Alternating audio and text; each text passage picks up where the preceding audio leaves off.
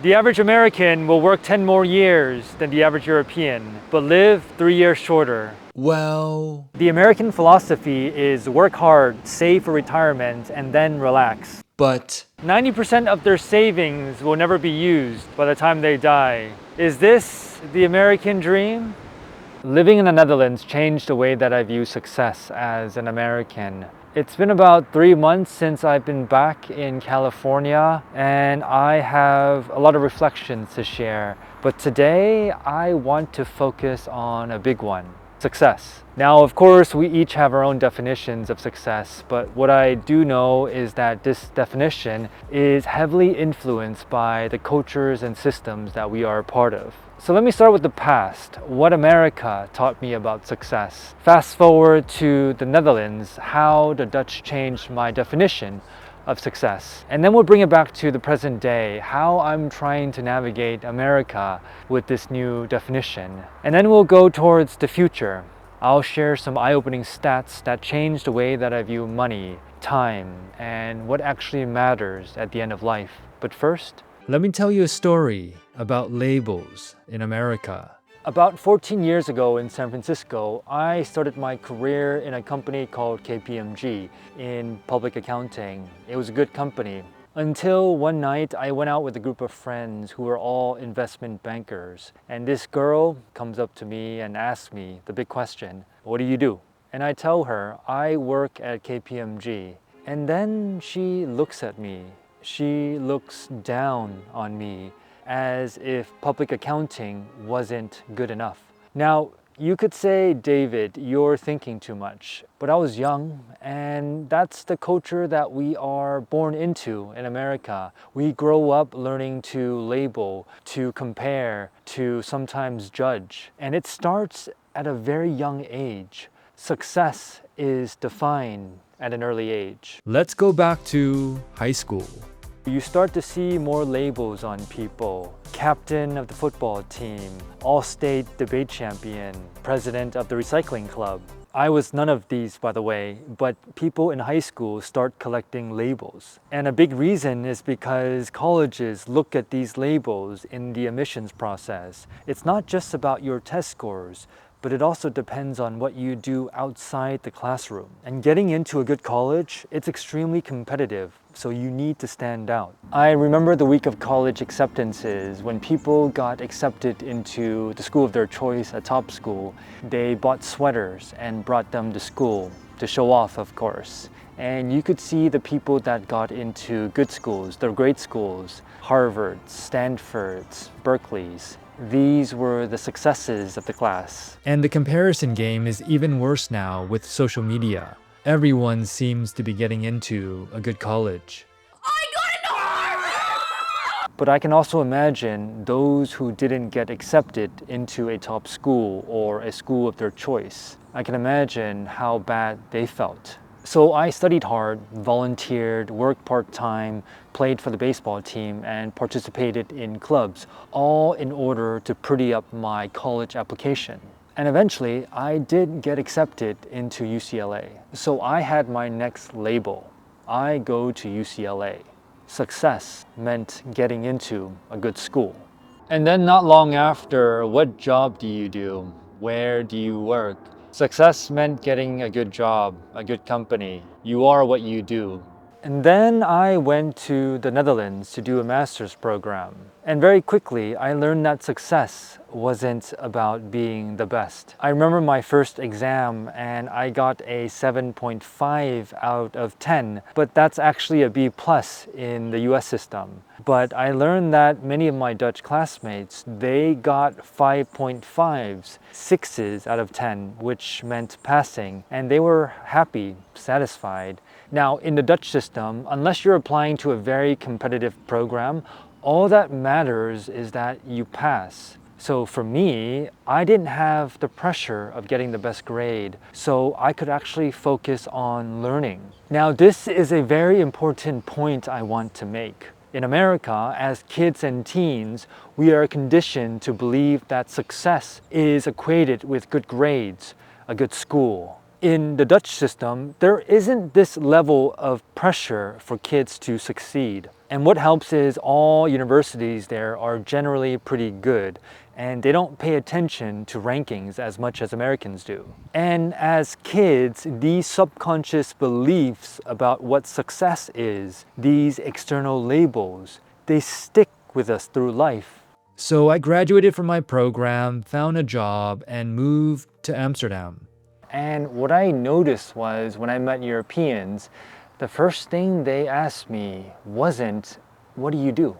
Of course, the question does come up, but when people ask, I don't get the sense that people are judging you based on what you do. And you could be unemployed, in transition, working at a cafe. Nobody really cares. Someone working at booking.com isn't better than someone working as an artist. You see people as people, not by their job titles. And that was really freeing. Success wasn't defined by job titles. And it's not just about job titles. Personal success is different culture by culture too. I met a woman who's an immigrant in the Netherlands, and she told me that she wants to have kids, but unfortunately she can't. Now, back in her home country, she felt judged. But in the Netherlands, no one judges you because you don't have kids or you can't have kids. And she felt a lot more free. I've also talked to Chinese girls who immigrated to the Netherlands as well. In China, if you aren't married by the age of, say, 27, you're considered a leftover woman. Now, these girls, they wanted to get married, but they didn't get married by a certain age. In certain societies, success is defined by you fulfilling certain roles and responsibilities, and that creates a lot of pressure. Now, in the US, there's a lot of societal pressure. We're taught to stand out, to show off. So you only see people's successes everywhere, all the time, which creates a big spotlight effect. You believe that people, society, they're watching you, and you compare your spotlight against other people's spotlights. Now, that can create a lot of fire, ambition, but that can also create a lot of pressure to be successful. In Dutch culture, you're taught not to stand out.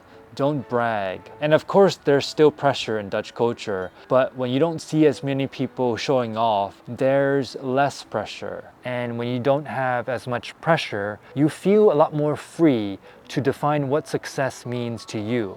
But let me get back to work. I was still a workaholic in Europe. While my colleagues were using their 5 weeks of vacation, I could barely use up my 2 weeks. I didn't know how. It took me about a year to finally get the European way of life. And then I started to work more regular hours. I started taking my vacation. I spent more time traveling, seeing family and friends, pursuing my hobbies. And I felt happier. But I was still productive in my career. I still continued learning, growing. And then I realized there might be a different definition of success. When you don't live to work, but you work to live. So this is what the Dutch taught me about success. Success isn't only achieving and realizing your potential. Success is also having the time to spend with yourself, with your loved ones. Success is feeling inner peace. Well, after 7 years in the Netherlands, I returned to America, where the real test begins. I'm back in San Francisco, under a tree, and it feels very different, the cultures. I was at a social event the other day and talking to 2 guys, and then a third guy comes over to our group and asks, "What do you guys do?" And based on our responses, our jobs, where we worked or didn't work, he focused on one guy, and they connected on LinkedIn, and he invited him to an event he was hosting, and then he left and went to the other group. It felt very transactional. Are you worth knowing? Of course, San Francisco is an outlier. People come here to work and to build, but it also reminded me how important status and labels are in America. But to be honest, I still see labels. But the big difference between now and 7 years ago is that I'm more conscious of it. And it doesn't have to be that way. We don't always have to talk about work. Where are you from? What brings you here? What are your summer plans? I have found those questions more successful than the question of what do you do? But you have to be prepared when people do ask you that question, what do you do? And right now, I'm just okay telling people, hey, I just got back to the US and I'm spending time with family.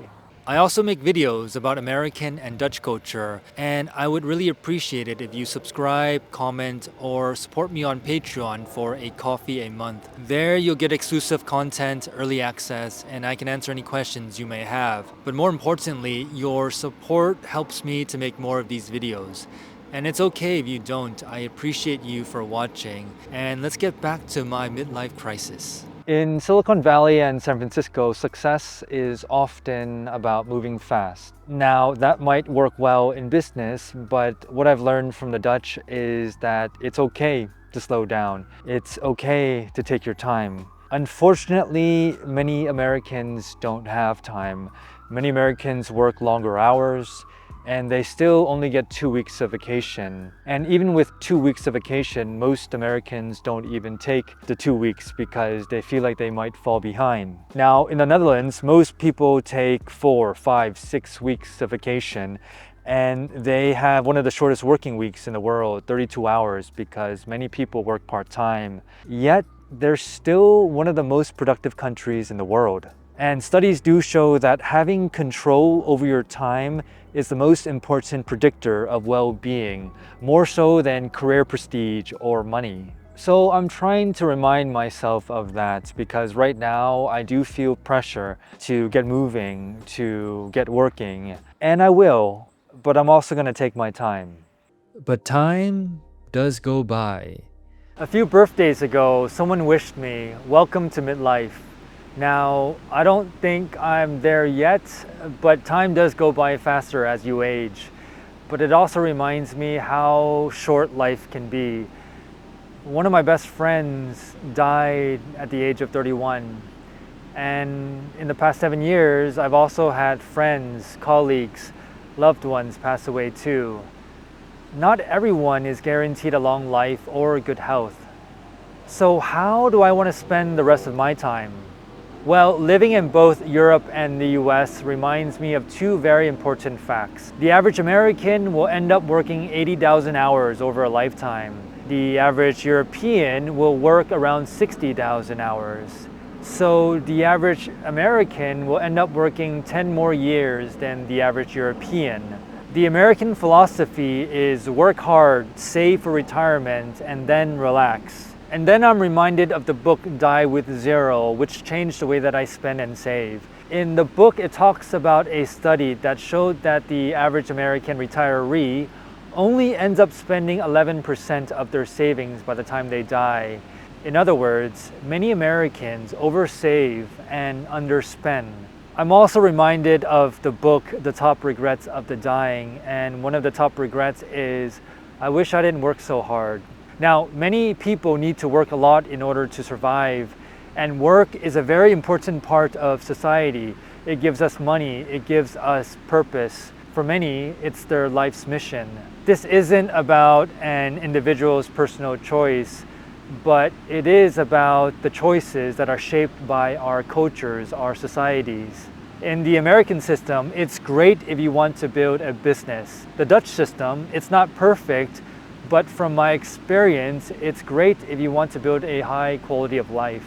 And it's a system that gives you the opportunity to build a career, but also have a lot of time freedom. Again, this depends on what success means for you, but it got me thinking, what would make a successful life at the end of life? Growing up in America, I was taught that success meant making money, climbing the corporate ladder, being the best. In the Netherlands, the Dutch taught me a successful life meant having the freedom to be yourself. A successful life meant having enough, not necessarily more. a successful life meant having the time, freedom to choose how you spend your time. Now, can I achieve that here in America? Can I pursue my dreams and still have a lot of time freedom?